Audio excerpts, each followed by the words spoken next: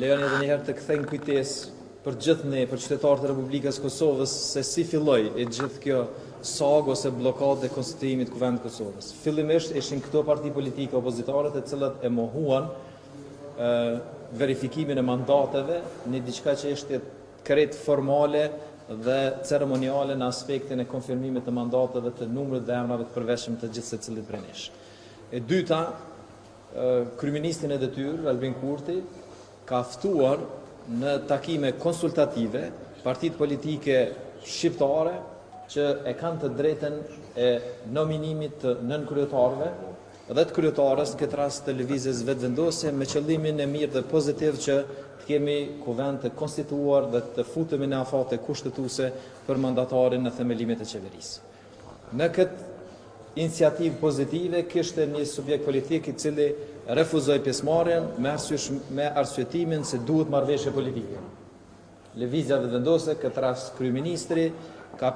dërguar një ftesë konkrete për lidhjen demokratike të Kosovës në linjë me ata që ata kanë kërkuar marrëveshje politike.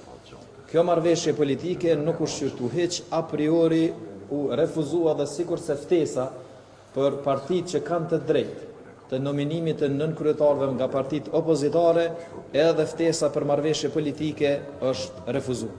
Kështu që ne kemi bërë gjitha veprimet e nevojshme, e dobishme të racionalitetit politik në mënyrë që të ecim tutje edhe të Kosovës të japim institucione duke bazuar në vullnetin politik të zgjedhjeve të nënë shkurtit. Rrjedhimisht edhe një herë po e përsëris këto që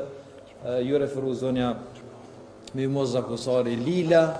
që deputet duhet t'i thirrën arsyes për shkak se ekziston një akt gjykimi gjykatës kushtetuese në të cilët është e precizuar qartë dhe në formë eksplicite.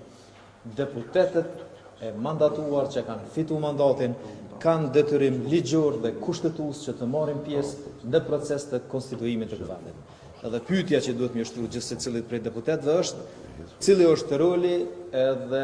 pse vinë ata në një seancë ku nuk marrin pjesë në votim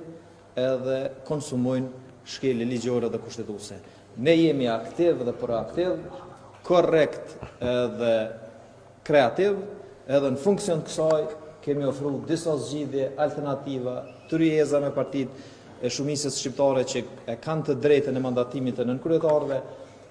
ftesë konkrete për marrëveshje politike me njërin prej subjekteve politike, edhe në funksion të krejt kësaj kemi çështjen rigjide, bllokuese që dëmton konstituimin e kuvendit, themelimin e qeverisë dhe ofrimin e shërbimit për qytetarët dhe zhvillimin e vendit.